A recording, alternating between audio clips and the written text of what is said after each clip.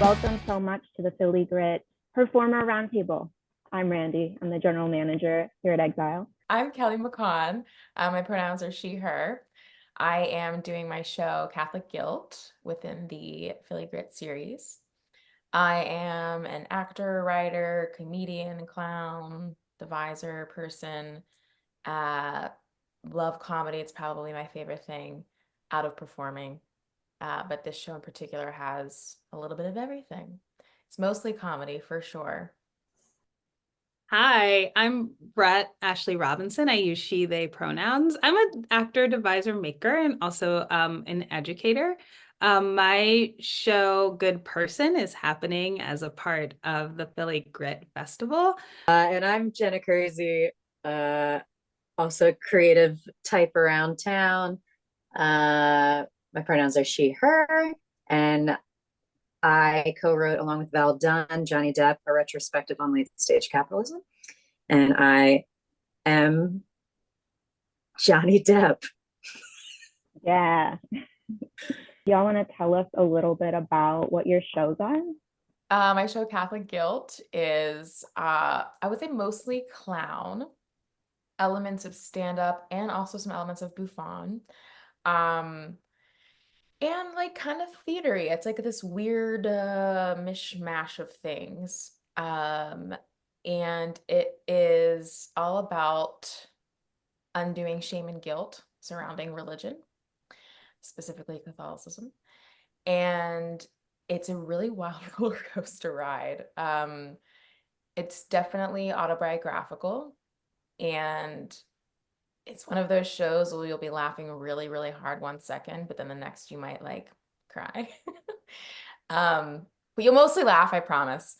And yeah, it's about being in the thick of Catholicism and coming out of it and where that might take you, and dealing with the undoing of all of those things that come along with it.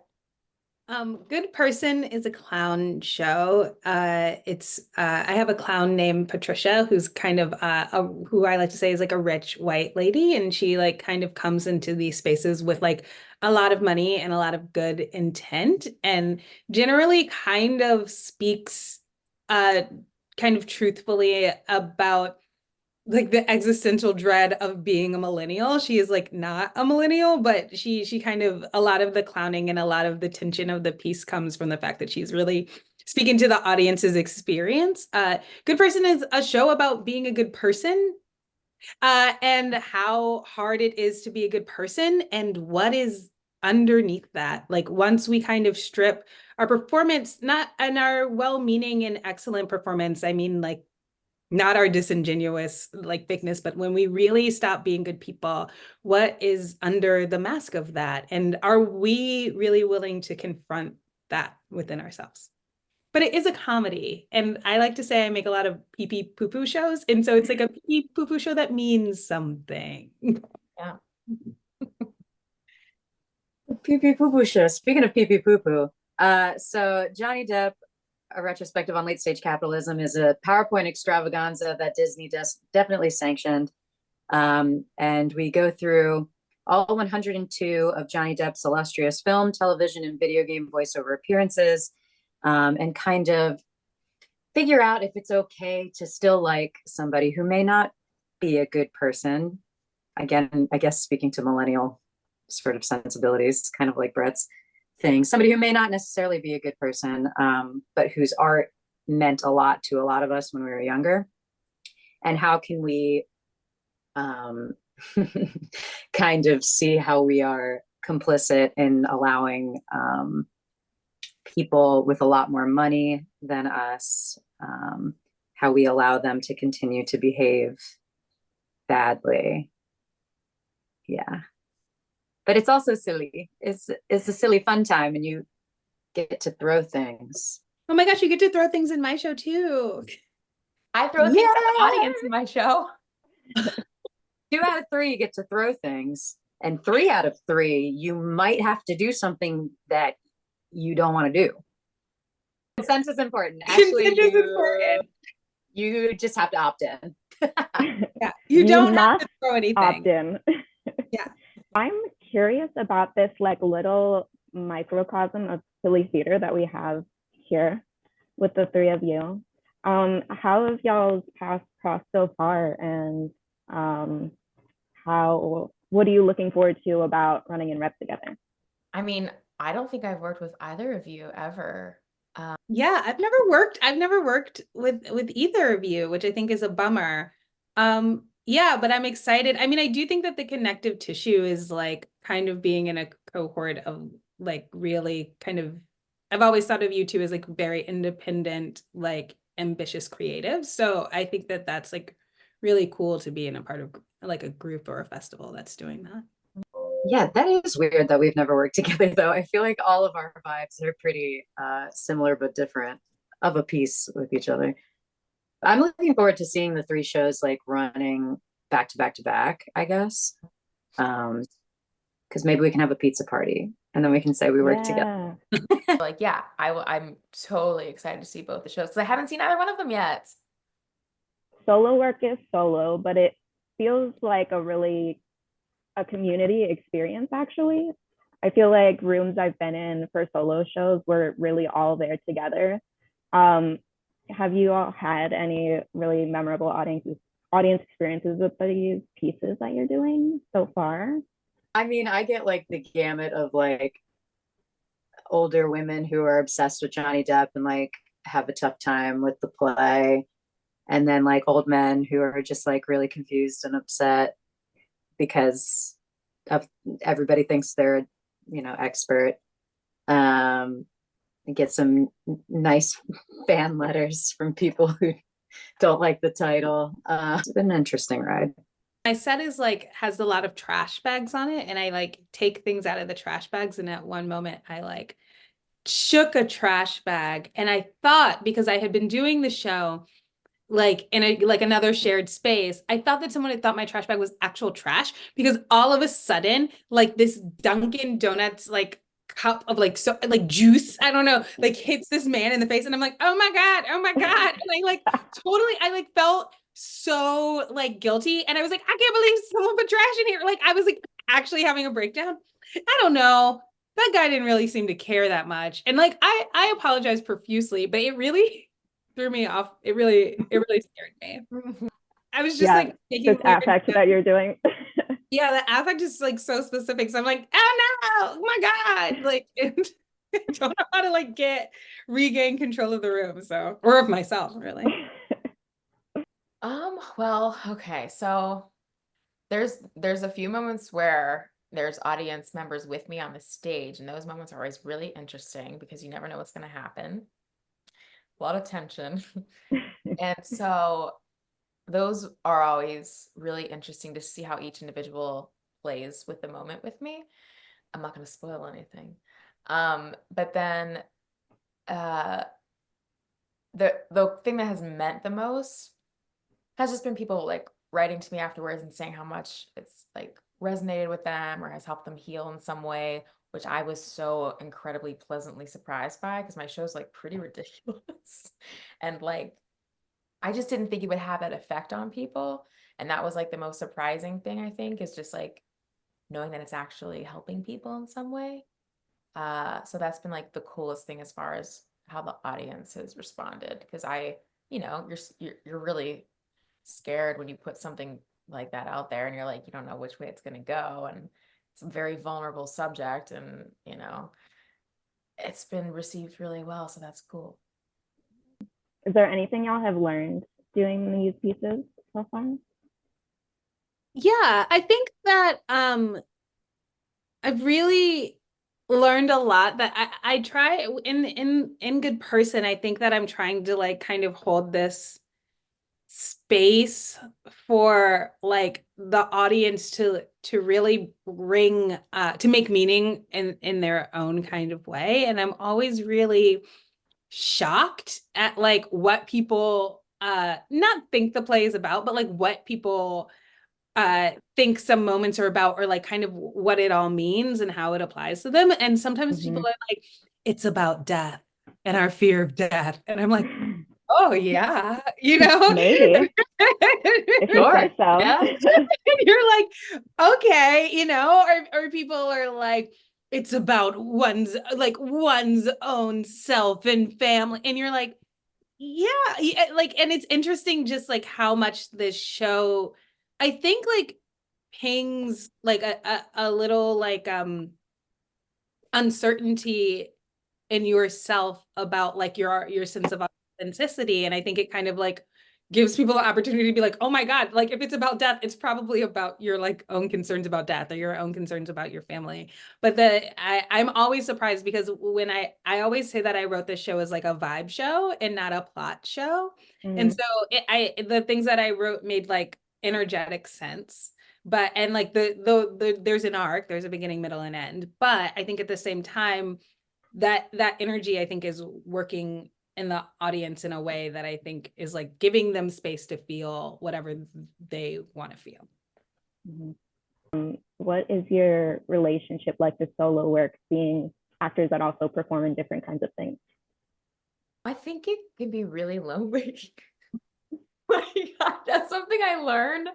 I was like, oh man, like where is everybody? Like 'cause when you're like working on it, because like there was a long time, at least for my like when I was working on it, that I was really by myself with no one in the room. I didn't have a collaborator, I didn't have a director. I was just by myself in a room trying to make myself laugh, which was fine. But like after a while, it's like, okay, I need a body or someone in here with me. And so like that has been something that I've been like kind of like wrestling with lately, because I'm like, ooh, I really want to write another show, but I'm like, I will not do it the same way I did before if I do. Because it's just I think I've learned through doing solo work that like I am better with a body in the room, even if it's literally just for accountability or just energetically. Like it's just that's one thing I've learned. I think I'm better with other people in the room. That's what I've learned from it so far, as far as like the process. Val Dunn and I wrote Johnny Depp together for the most part, and like just kind of farted it out in like 2 days and then did it in a living room. And then from there had to like figure out a way to make it a play, which is also interesting as like somebody who's never actually written anything with structure. Like stand-up sets, I don't really think like there's a structure, but it's not the same as like a play or like a theatrical experience. It's just different. But then Val moved away and said, take it and run, my friend. So yeah, definitely being alone in a room, you're like, I like writing by myself. I don't love being alone. I love being alone. I just like have to I have to kind of like set a deadline, and then I have to like do the whole thing. And I don't know, like I didn't write Good Person like over like I didn't like clickety clackety it out, but it took like a while to make. But I wanted to like give all the ideas, like I wanted to have like give all the ideas a shot and have my eye on it before I like kind of offered it up to others. And the impetus for Patricia the clown that's in the show comes from me making these kind of shorter form pieces that I was performing in drag and burlesque spaces. So I kind of like knew that there was like a particular voice that she has and a sensibility, and it was really about like giving myself permission to spend the time without like I've had like workshops of this show early on with other people, and those were really great. But I think that like, you know, a collaborator really wants to collaborate, and I think that I learned that I need to like get all the ideas out first and talk about it and then like edit. Like I really value a collaborator in the edit, but it's really hard for me to have a collaborator in the kind of writing stage, because I want to brain dump. I want to like get every dumb joke into the thing and then like talk to people about like what actually feels essential, or what do we need to like highlight and what do we want to get rid of. But if not, I'll just like, if there is a collaborator in the room, I will distract the collaborator. I will not work if there's another person in the room. I just Val and I, we never wrote. We just kind of vibed. And then drank some beer, and then people showed up and we were like, okay. I totally get what you're saying, Brett. It's like I just want you have you ever heard of body doubling with like like accountability, like Yeah, Yeah. and so like I think that's what I think might be helpful for me, because I just kind of like will maybe shut down after a certain amount of time. But like, yeah, I don't like to. I think having a collaborator right with me is too much. Like Yeah. I think I totally agree with you. Like get it all out, mess around, let me get this shit out, and then be like, okay, now what? Now what do we think about that? Like, you know what I Mhm. mean? And also, I really struggle because I like the dark. I feel like sometimes it's when I propose an idea, that idea might be really dark, and people are like, "Oh." Like there's a very dark moment in my show, which I was just like, I think this is like kind of surreal and super funny. It is like kind of dark, but if I had proposed this idea, you know what I mean? I think that like I would have gotten in a conversation about it and probably been convinced out of it. Totally. Opposed to, like being like, no, I don't want to say what it is, but come see the show. But that like it's so absurd and so like kind of like so silly and so grim. But I think I needed to be alone in my like hole Yeah. to like be able to write it. That Mhm. actually, I experienced the same thing. Like I had an idea and I got talked out of it. And then I put it in. Yeah, of Yeah. course. Oh yeah, Val Eventually. would be like, I don't know about this. And I was like, oh, okay. And then when she came back and saw it later after she left, she was like, oh, yeah, you should keep that. It's funny. But also I would never, ever in a million years would have said that out loud. Yeah. I was like, great. Yeah, I think that like being by yourself allows you to like let your mind like take the wild turns that it wants to take. Yeah. Opposed to, I don't know, I'm always like, I love collaborating and I love making work with other people, but I'm really trying to hear that person out. And I'm really trying to like hold their perspective and my perspective at the same time. And sometimes you have to go in your dirty art hole and make your dirty bad work. Like you have to be like, Yeah. here's my mud monster, yeah, you know, and then like have someone else like be like, all right, I have a question about the ears or something. Mhm. Can y'all talk a little bit about the iterations of your show so far? Because these are not brand new pieces today by any means. Okay. So yeah, I originally first started writing it in like 2018. Uh, long story short, my boyfriend was in Colombia for 6 months, and I was like, I want to do something by myself, for myself, and all that time that I have away from him in our apartment that I can like use the space for free and not be bothered. And so I started writing, and I was just messing around with my living room, and then I performed it for that summer's solo what is it? Solo Fest? Is that it? Mhm. What yeah. Mhm. And then I was like, cool, that was the first iteration. I rewrote it like, or I added and tweaked and re-edited and took out and added more, like probably like 5 or 6 more times. And then kept doing different versions of it. COVID happened. That was 3 years off. So like, yeah, that was weird. And I really wanted to take it to Edinburgh right before COVID happened. But COVID happened.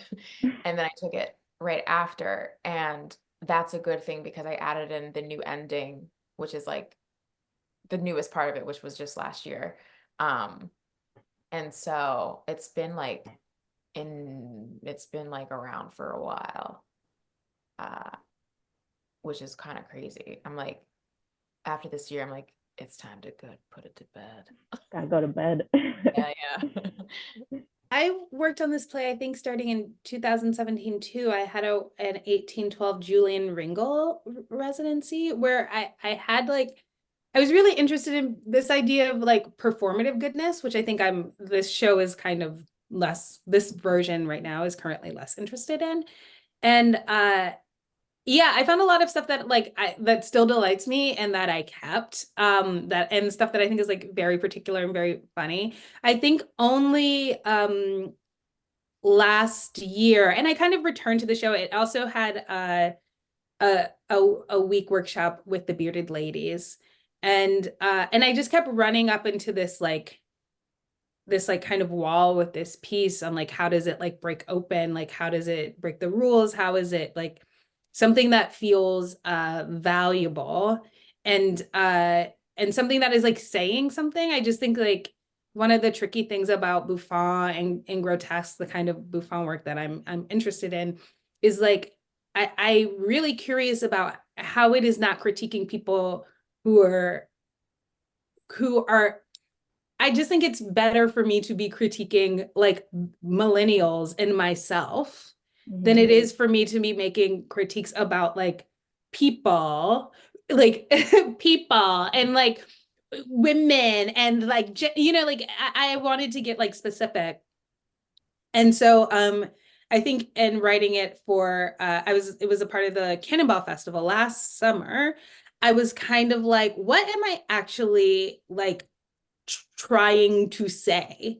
And I like did a lot of work and like a lot of like kind of talk to text on Google Docs about what it means to be a good person. And what happened was I was like in a phone call with Equity. This is kind of silly, but I was having like a really frustrating conversation with Equity. I was like in and out of these conversations with Equity for Applied Mechanics, this theater company that I'm a part of.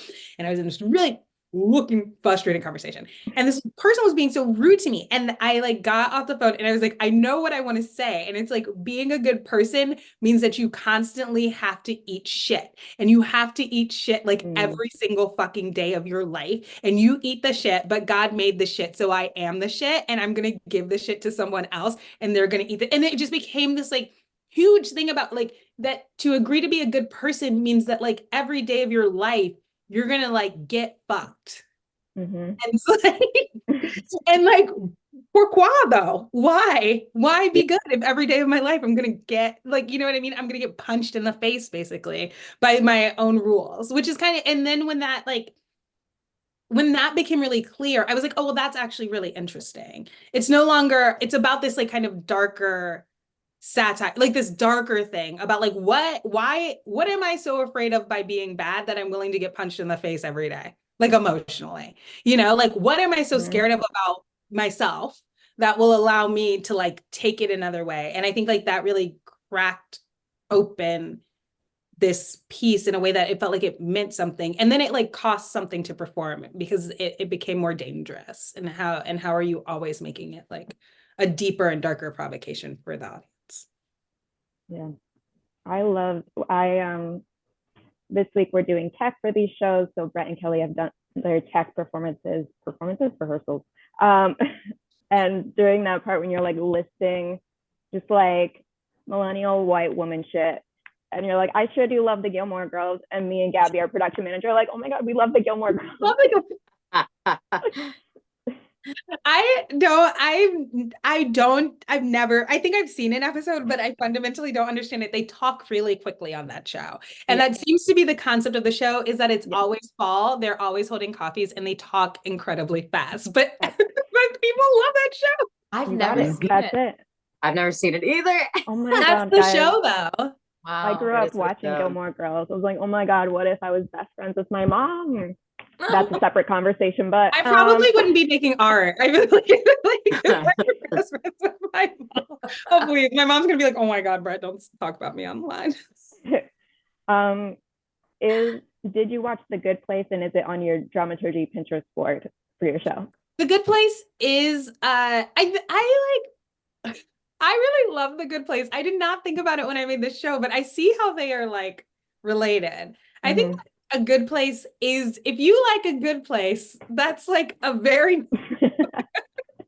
that's like it's a shinier version, I think, of what I'm proposing. I think what I'm proposing is a little darker and a little bit more dangerous. Like, what if The Bad Place was really bad? Like actually bad. This is The Bad Place. Yeah. The Bad Place. It's like The Bad Place. Very, very bad.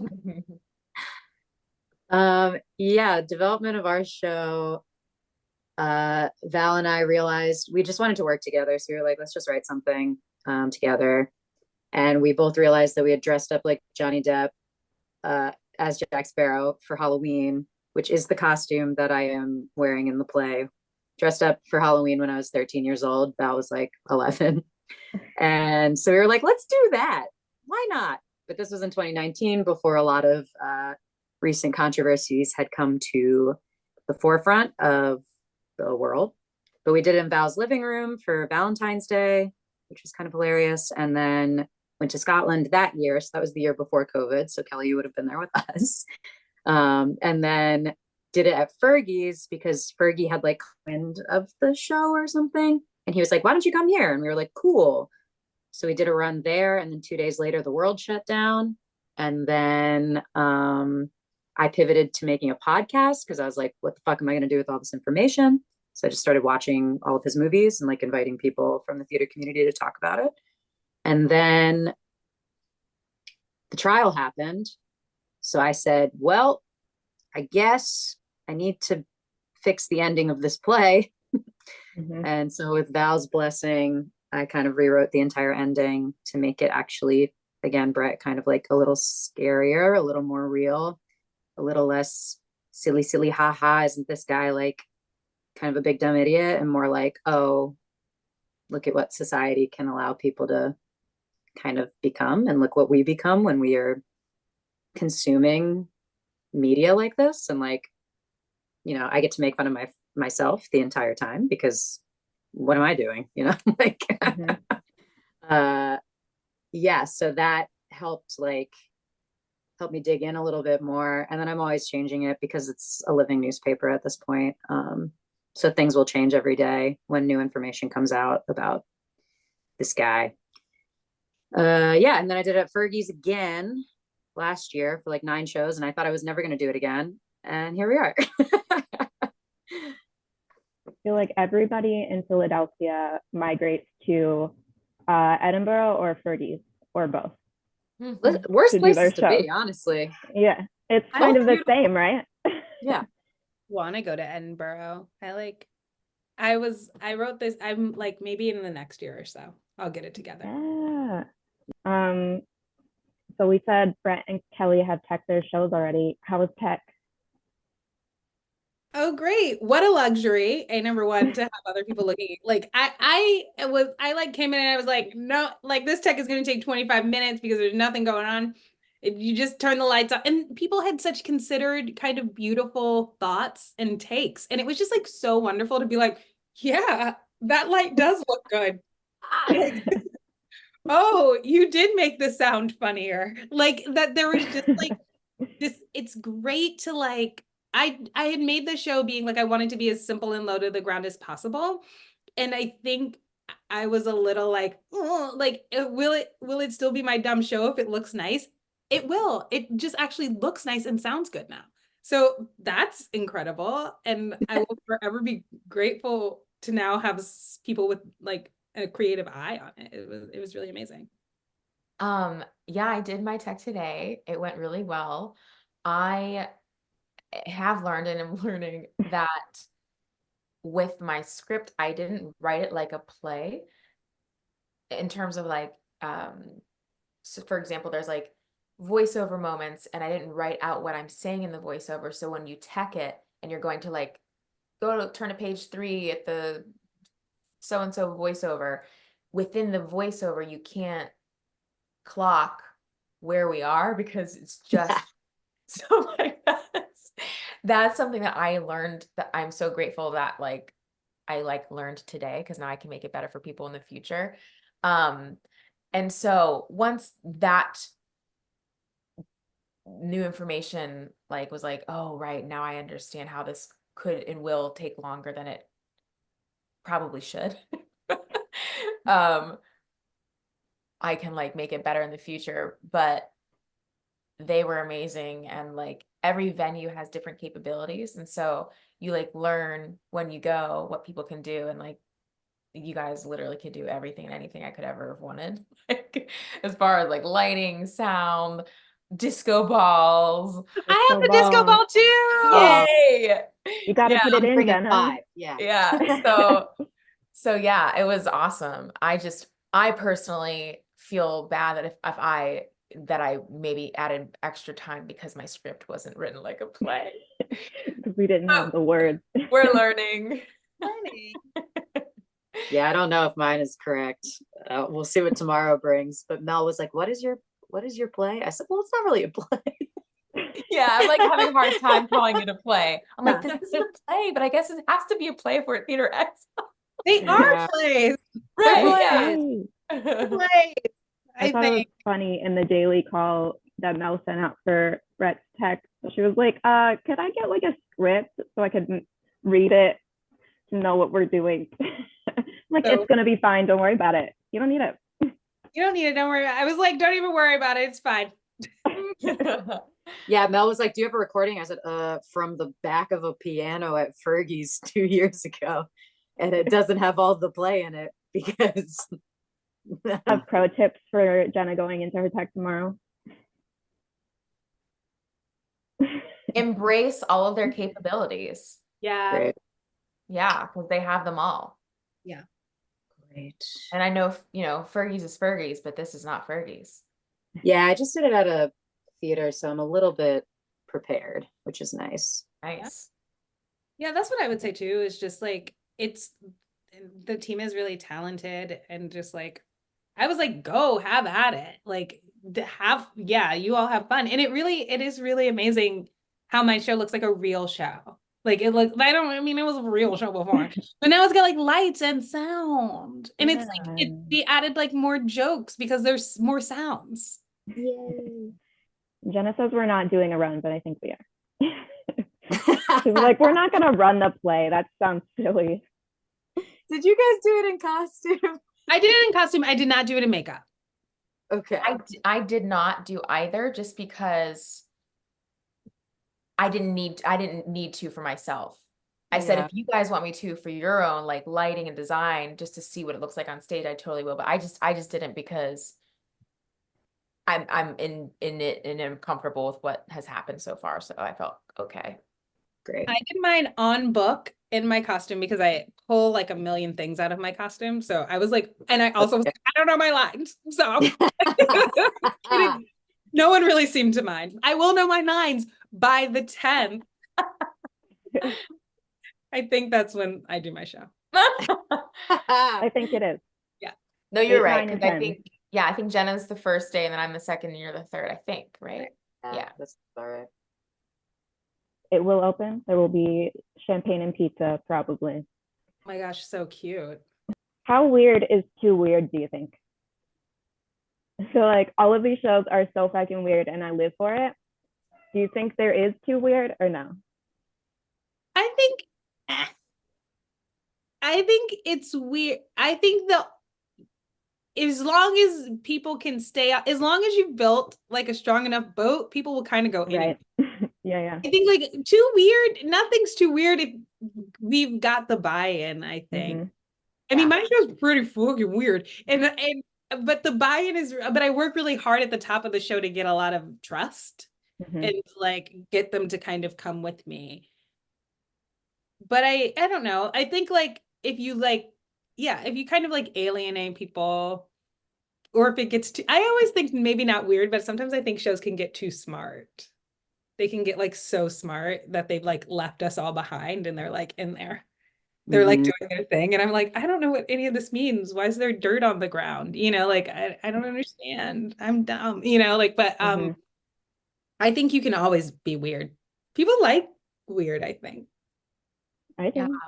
think. I completely agree. I think it's all about the buy-in. If to get people to come along with you and how you set that up to come into the journey of weird. And I think it's, I don't think my show's too weird actually, but I like that you say that. No, There's weird moments. There's like moments of like, ugh, but like, so I guess on the spectrum of weird, it can always get weirder. Yeah, I agree. Mine's not really weird. It's just, I don't know. It's just silly. It's just silly. I'm excited to see if folks come along for the ride. I think they will. I was just thinking like, I think unconventional might feel, for me at least, with my show, I feel like, oh, it's a little more unconventional as far as what you would expect to see for like a play in a theater. Mhm. Yeah. Something cool of these 3 plays too is that like it's not like, at least something that I've discovered from doing the show in a bar and like in Scotland and all that shit, is that like the audiences that come are unconventional. they're not weird. Well, I have had some weirdos, but like they're not weird. They're just interested in unconventional theater, and that's cool to have a, you know, conventional house putting on stuff that doesn't really fit like a mold. And maybe we'll challenge Exile's subscribers in some sort of way. I think my show's pretty weird. I think like I would love to be like it's unconventional, but I think it's like it is like kind of harkening back to like Patricia is the kind of clown that is like a little dangerous and a little bit like of the vaudeville. She's not meant for the theater, which I think is like the interesting juxtaposition that she finds herself in. I mean, I think she loves the theater. I think she's a patron, but I think like she's not made, she's just like not made for the theater. She really does feel like, at least to me, I would leave it up to other people for their impressions, but like to me really makes me think a lot about like vaudeville. She makes me think a lot. She makes me think a lot about like things we should not be looking at. And so I think in some ways it's pretty weird. And I think the buy-in is pretty large, but I don't think that means that yeah, that people can't enjoy the ride, you know. One time though, when I did this show, I think like the blurb did make the show seem a little bit like, are you tired of white ladies? Come watch the show where we make fun of white ladies. And I don't think that the blurb said that, but I could imagine someone could glean that it was like from the photo and like from the like kind of good person as a title, that it was going to be talking and critiquing like white feminism in a very particular way. And then like the first time I ever did this show, there were like 20 healthcare workers there. Like, who I think read the blurb, who were like, do you want to see a show that like lightly pokes? It was not my show, which is like, do you want to tap into your own sense of existential dread? Like they were just like, but eventually they like got on board and like they were kind of like laughing and into it by like kind of the times they needed to be, but it was wild. I think it's a little bit of a misnomer that Patricia is kind of here to like make fun of white women. She is a white woman. She's she's serious. She's not making fun of anyone. She's not making fun of them. She is one. So we do also love a gut punch at Exile in all of our programming, and I feel like all of your shows also do that. So I think we may have some satisfied customers.